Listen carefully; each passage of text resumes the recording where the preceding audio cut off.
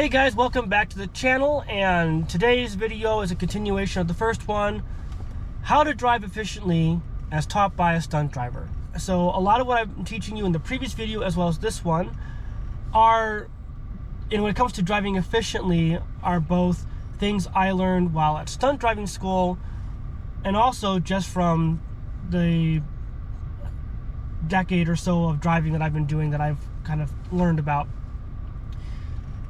So let's talk a little bit about like the mechanics of driving efficiently, and then we'll talk about the mentality. So the mechanics of driving efficiently partially have to do with having your mirrors placed properly, because that allows for less stress and being able to make better decisions when it comes to changing lanes and things of that nature.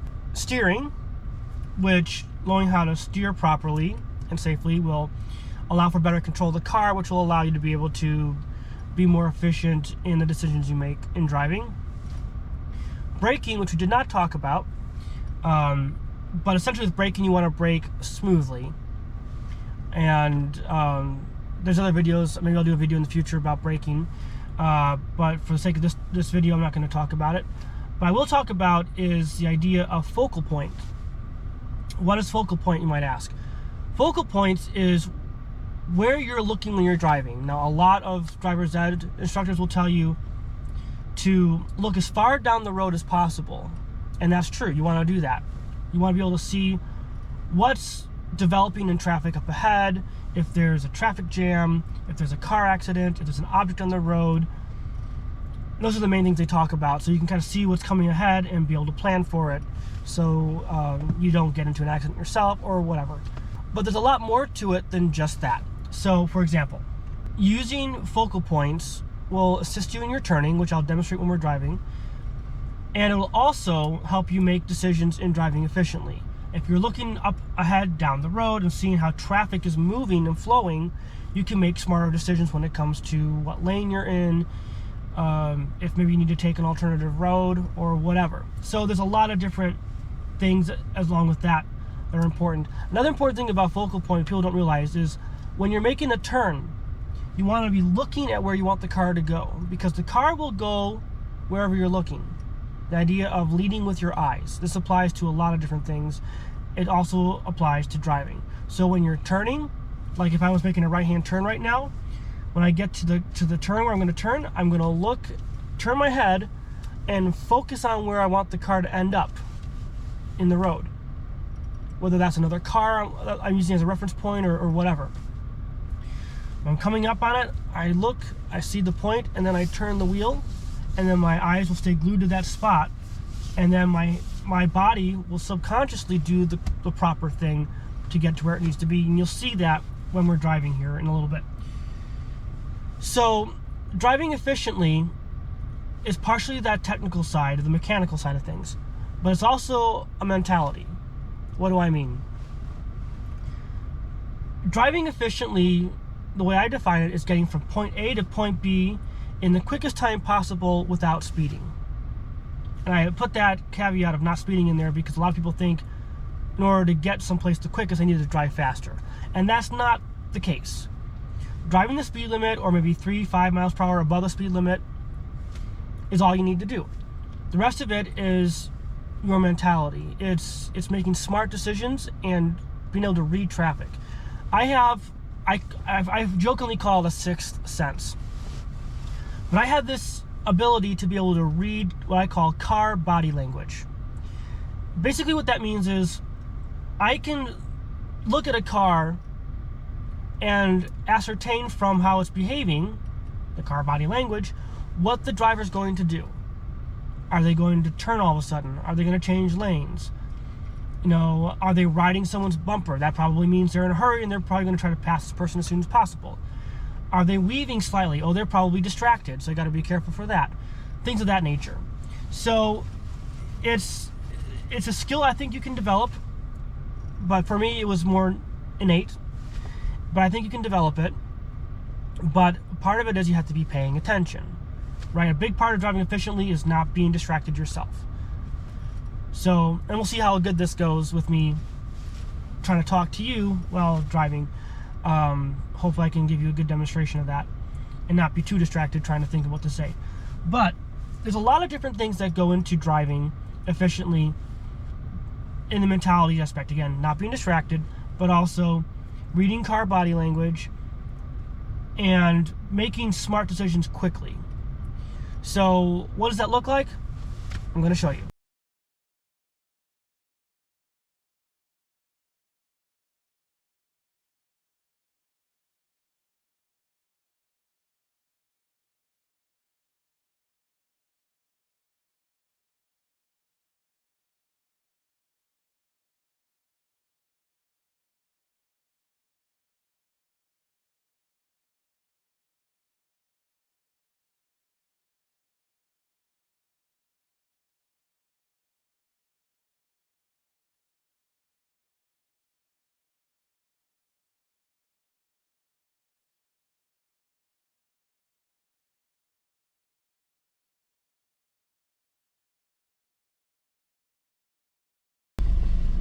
So I'm already turning my head and looking where I want the car to go,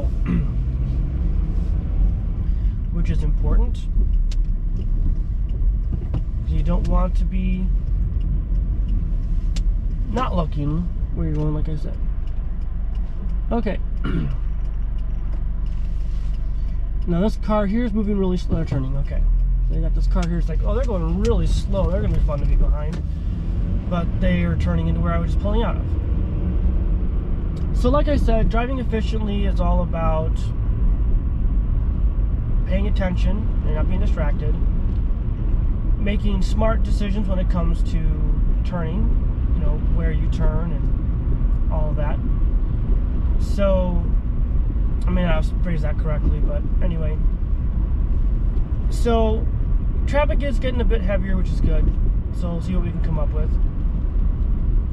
So, I'm going to turn right here.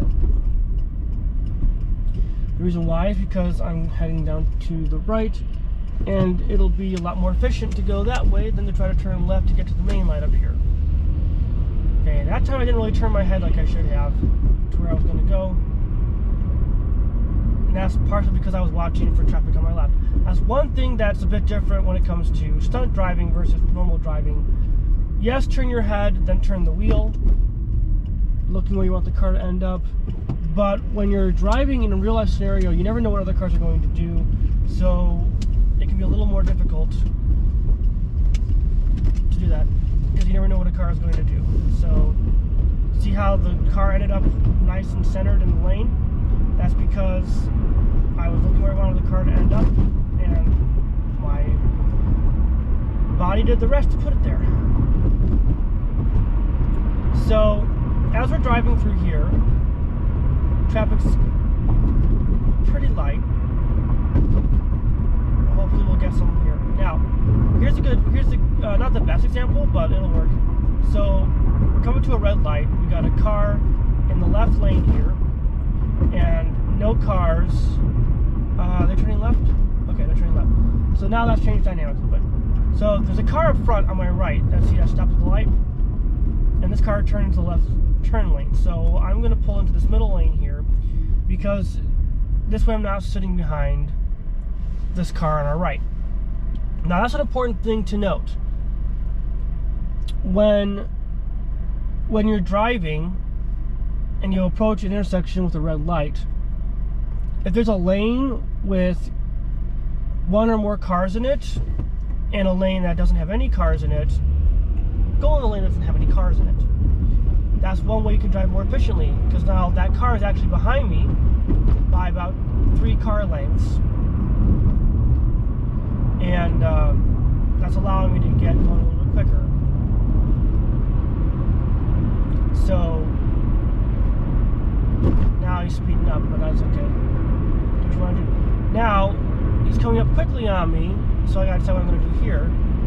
He's turning right. I'm gonna stay here in this lane because he's turning right. So I'm actually going to get behind him here, because I know he's gonna turn. He's probably gonna turn right away. So now he's out of my way, and the person on my left in the left lane is out of my way as well. So, and he's on his phone, so he's distracted. And that means he's probably not going to necessarily get started once the light changes here, which is about to change. I'm switching to left foot on my brake. And there you go. And he's still sitting there. Now he's going. So, anytime you can get into an empty lane at a stoplight, the better, because that'll help you through driving efficiently, because it's going to prevent you from being stuck behind a still moving car and allows you to move a lot quicker.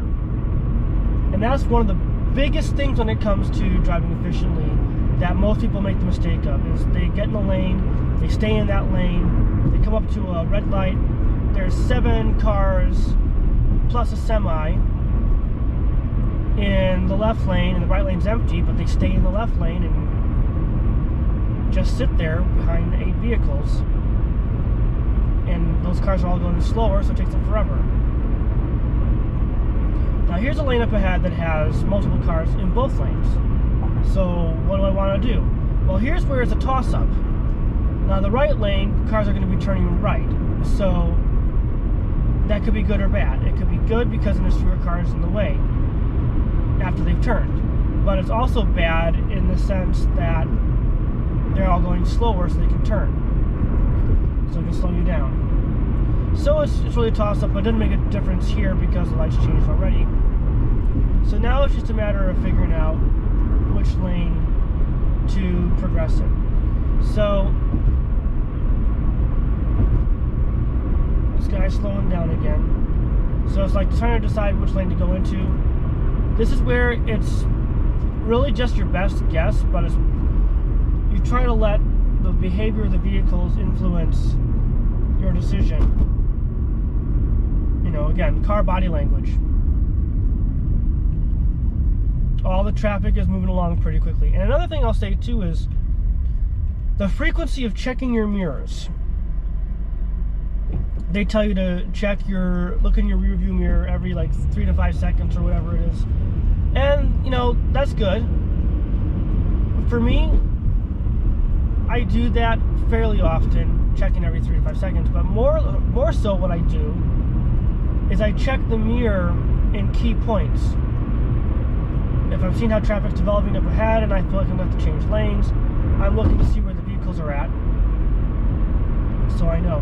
By the way, there's a car that's in my blind spot right now, but I can see him perfectly in my rear view mirror because I have pushed out so far, so I know he's right there. I wouldn't be able to see him otherwise if I wasn't looking, or if I'd have to turn my head all the way to be able to see him, and there he is right there. So the importance of having the mirrors placed properly is really important. Now this truck's coming along my blind side, and he was in both my side mirror and right up against my window at the same time. So when they're pushed out far enough, you can see very well and not worry about those blind spots. So it's very, very important to have your mirrors positioned properly. It's also very important to be checking your rear view mirror, especially when, like, for example, if traffic in front of me hits the brakes really quick and I have to hit my brakes really hard. Not only am I looking ahead, but I'm also glancing in my mirror to see how close the vehicles are behind me, so I can see if that car is potentially going to hit me. Are they slowing down? Are they not slowing down? That kind of thing. So it's important to note that when you're driving, if you're not checking your rear view mirror and seeing what traffic is doing around you, it's going to make you a less efficient driver. And the reason why I make you a less efficient driver is because you need to make a quick decision about a turn, change a lane in order to avoid hitting a car because they slammed on their brakes all of a sudden or what have you. You're not sure if you can change lanes or not because the vehicle behind you, you don't know where they're at. So knowing where they're at constantly is going to be important. Now, should I have changed into the right lane up there? Probably. I didn't. And that's because I was thinking of turning left here, but I'm going to go straight. So knowing ahead of time what you want to do too will be an important factor as well. But again, cars will be turning in the right lane, so that will slow the traffic down a little bit. Now, another thing to point out is when you're stopping in traffic, at a stoplight or whatever, you don't want to be too close to the car in front of you. If you're too close to the car in front of you and that car breaks down or something else happens, you're going to have a tough time getting out from around them with a lot of traffic. So when you stop the car at a stoplight, there's a car in front of you, you should be able to see where their tires touch the ground. So you should be able to see that through your windshield. If you can't see that, you're too close. And when I say you're too close, I mean you're too close to be able to necessarily get out from around them in the event of an emergency. So it's good, safe practice to make sure you can see at the bottom of their tires. I don't know how it looks in this camera, if you can see that or not. But that's just another note. Okay, now it's going to rain. So I don't know how bad it's going to rain, but if you're driving in rain, you know automatically, or you should know automatically, that this is going to change the driving conditions. And people tend to drive pretty decently in rainy weather up here, but I've seen people make stupid choices in slippery weather, and so it's best just to drive cautiously at all times. It doesn't mean drive slow or anything of that nature. It just means, you know, being alert, understanding that if there's snow or ice or the pavement's wet, you're going to lose traction, and the chances of you're not going to be able to stop as quickly as you normally would in dry conditions. So keeping that in mind will adjust your distance. So I'm going to turn right up here because this is usually a pretty good spot to talk about and give good examples of efficient driving. And hopefully we'll get some of that up here. So, and this is a busier intersection. Now, if I was going straight, I would not want to be in this right lane because cars are turning right. They're going to be going slower, so I'd probably want to be in the left lane because that'll get me through traffic a lot faster. I'll get around any cars that are trying to turn right up here. But because I'm going to turn right, I need to be in this lane.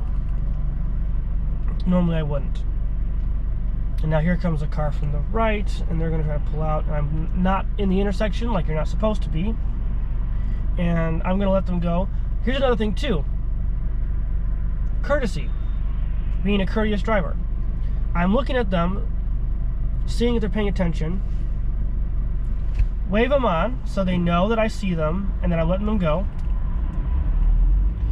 Is it the best for efficient driving? Not necessarily, because it's slowing me down, but it's always good to be courteous and kind to people.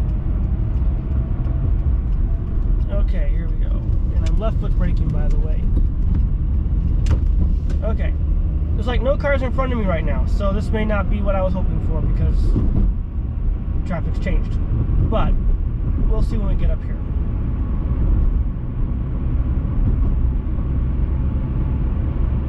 Okay, got a couple cars. Now both cars are in the left lane right now. Oh, he just changed his mind. Now he got his right turn signal on. Okay, that's interesting. He threw his right turn signal on and went to the left lane. Go figure. So, and that just tells me it could have been a mistake. He may have turned his left turn signal on like he did, and then he tried changing lanes, his hand hit it by accident. I don't know. But that's an example of car body language that I'm going to want to keep an eye on. So now we're coming up to a red light. I don't know if it'll still be red by the time I get there. There's two lanes. The right lane, once you get past the light, changes to, goes down to one lane, it merges. So because both cars are in the left lane, I'm staying in the right lane so I can pass them both. Chances are I won't even have to stop for this light. Chances are it'll change by the time I get to it. It may or may not, we'll see. It did. And so now, rather than being slowed down by these two cars and be stuck behind them, I've already passed both of them. And now I'm able to merge into the left lane ahead of both of those cars. And it works a lot better. Now this guy's gonna, for some reason, thinks it's important to ride my bumper. So, trying to send a message? I don't know. I don't know why people ride your bumper when you're going above the speed limit. It makes no sense to me. So he may try to pass me up here. That'll be interesting to see. So we'll see if my prediction is correct. Nope, he's turning left here. See, that's the other thing too. If I would have stayed behind them, behind those two cars, back at that light, then I would have gotten going slower, and also been slowed down by that car making a left-hand turn back there on this 2-lane roadway. So, why do I talk about efficiency and why it's important to stay behind a car like that? Because it may make a difference in catching the next light. I may do another video here in the very near future. I'm going to turn here. I may do a video in the very near future. Turn your head, then turn the wheel, looking where I want the car to end up. And there we go. So, I might do another video in the near future where I go to an even more dense area and give a even better example of this. That's kind of what I'm thinking of doing. So anyway, guys, I hope that was helpful. I hope you learned some things from that. I hope you'll find it informative, educational, and you'll be able to take some of what I've talked about and be able to apply it to your driving to be a better driver overall, drive more efficiently, drive smarter, drive safer. Thanks so much, guys. We'll see you in the next video.